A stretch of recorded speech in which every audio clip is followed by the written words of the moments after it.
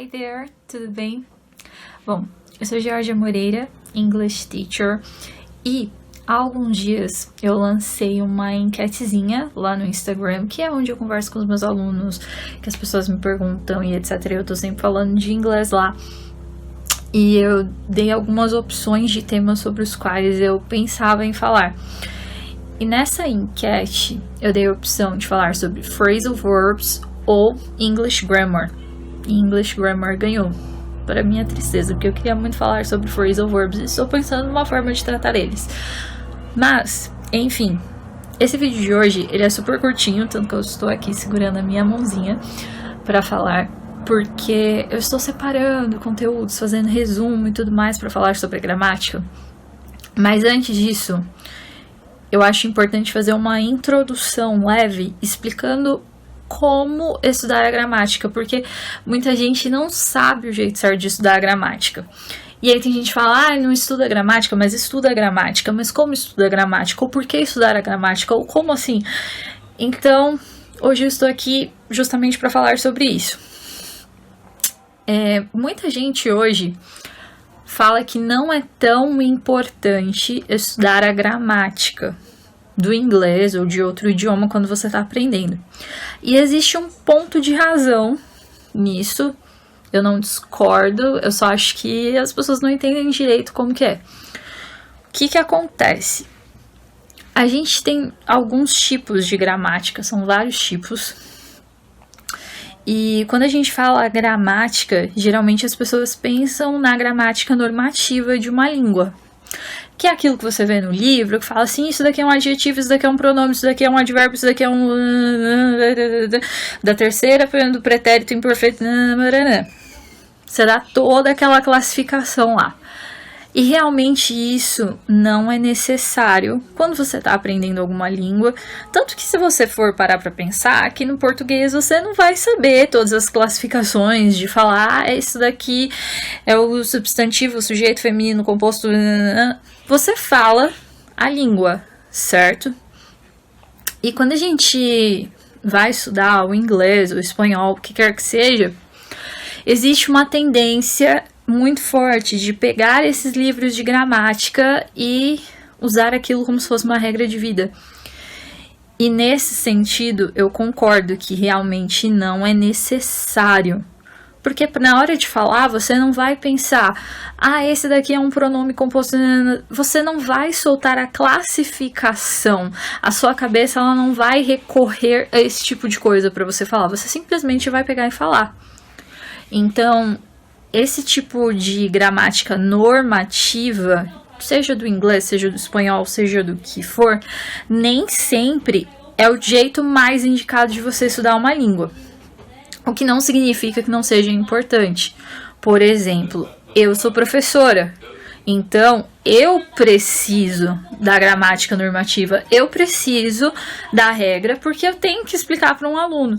Ou se eu for traduzir também, eu vou ter que explicar por que eu escolhi essa coisa e não a outra, certo? Então, no meu caso, sim, ela é importante. Mas para falar, não necessariamente. Para falar, você precisa da gramática implícita. E é isso que eu acredito que as pessoas não entendem direito. Porque não é que você não estuda a gramática. Você estuda a gramática. Quando você lê um texto bem escrito, bem redigido, você está vendo a gramática. Mas você não precisa falar toda aquela classificação de termos que eu estava falando antes, entendeu? Então, por exemplo, para falar, você não precisa disso. Eu falo, ela fez um bolo. Eu não preciso falar, ela é o pronome feminino de terceira pessoa. Fez o verbo no passado. Um artigo indefinido, bolo, substantivo de quê? Você não precisa armazenar esse tipo de informação para construir um diálogo. Mas, quando eu leio a frase pronta, ela fez um bolo, eu aprendi que no passado eu faço dessa forma. E se eu escrever, ela fizeste um bolo, alguma coisa meio que coça no ouvido, certo? Eu tô usando um exemplo de português mesmo para ficar meio... acho que fica mais claro. Então, quando você lê um texto bem redigido, um livro, ou você vê algum material que, sabe, tipo, normalmente de jornal, dessas coisas assim, as pessoas vão falar mais, né, formalzinho e tudo mais. Quando você tem acesso a esse tipo de material, você está estudando a gramática, mas você está estudando a gramática na prática e não a regra dela.